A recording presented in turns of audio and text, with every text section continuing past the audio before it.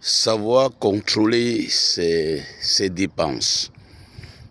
L'une des grandes sources de notre pauvreté, sinon de notre misère, est le fait de ne pas savoir contrôler nos dépenses.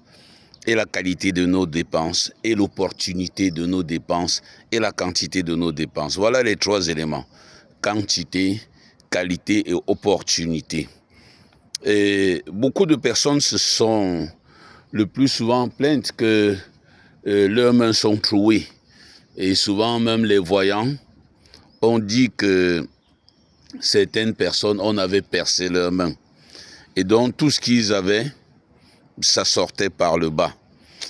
C'est une image qui est à la fois vraie, mais surtout fausse dans le sens où on ne peut pas l'attribuer à une action sorcière, mais une action plutôt, une négligence de notre part, ou encore une légèreté.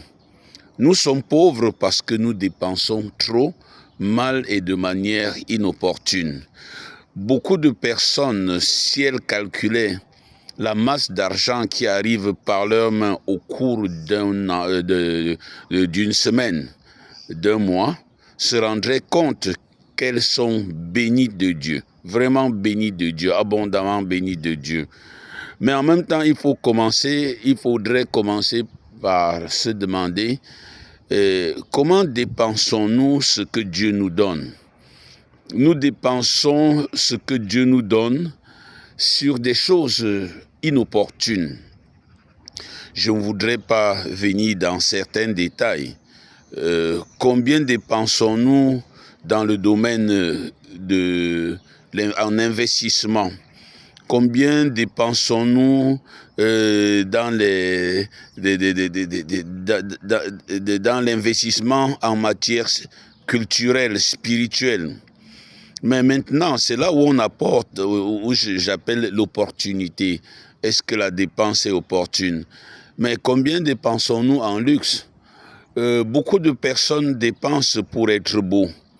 Les États-Unis sont riches, mais ne veulent pas savoir s'ils sont beaux. Non, ils ne veulent pas savoir s'ils sont beaux. Ils veulent savoir s'ils ont investi dans les domaines où ils domineront la terre, où ils domineront les autres. Ils n'ont pas intérêt à savoir s'ils sont beaux. Les Chinois qui sont au Cameroun n'ont pas envie qu'on leur dise s'ils sont beaux ou pas. Ils veulent amasser beaucoup d'argent. Ils investissent pour gagner beaucoup d'argent. Alors combien de personnes passent le temps à savoir s'ils sont beaux, ou bien à savoir s'ils ont bu tel type de vin, telle qualité de vin, telle qualité de whisky, ou encore s'ils ont passeporté telle qualité d'habit. Même les Américains qui fabriquent les marques que nous prisons beaucoup chez nous ne les portent pas avec autant de fierté que nous. Mais nous nous sentons accomplis en portant telle griffe. Mais par contre, investir sur un avocatier par semaine, ce n'est pas si tuant que ça. Investir sur un livre par mois, ce n'est pas si tuant que ça.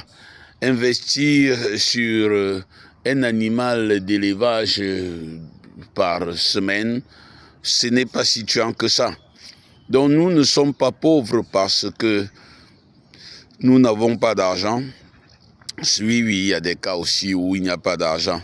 Mais nous sommes pauvres parce que nous dépensons mal, nous dépensons de manière inopportune et nous dépensons beaucoup. Beaucoup en boissons, beaucoup en sexe. Après, on dira que nos mains sont trouées. Et nous dépensons beaucoup en luxe. Beaucoup en luxe. Et ça, c'est inopportun. Parce que quand la souris veut te trouer une veste griffée, elle n'a pas pitié. Quand le cancrelat veut prendre un logement dans la poche d'une de tes vestes ou bien même d'une voiture de luxe, elle ne te demande pas une permission. Alors pour nous, Africains, nous devions peut-être commencer à changer l'orientation de notre joie. Si nous avons un grand plaisir à boire un eau jusqu'au un eau Médoc, Est-ce qu'on ne peut pas transformer ça avec un plaisir plus immense? Est-ce que nous ne pouvons pas avoir un plus grand plaisir de voir que nous avons commencé à transformer l'avocat en huile d'avocat? Ou bien, si nous ne sommes pas encore à l'état de la transformation, ne pas faire beaucoup d'avocats et trouver nos avocats sur plusieurs tables dans les villes de notre pays. Trouver nos tomates sur plusieurs tables dans les villes de notre pays. Oui, savoir dépenser, c'est déjà être riche. Mais surtout, beaucoup investir, c'est savoir être riche.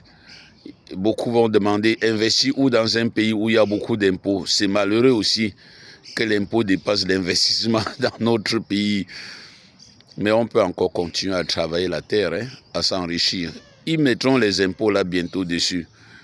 Mais en attendant qu'ils y mettent l'impôt, peut-être ils l'ont même déjà fait de manière indirecte, mais travaillons. Quand nous regardons les obstacles, on ne commence pas la course. Par contre, quand on commence la course, on traverse les obstacles parce qu'on voit l'objectif. Bonne journée à tous.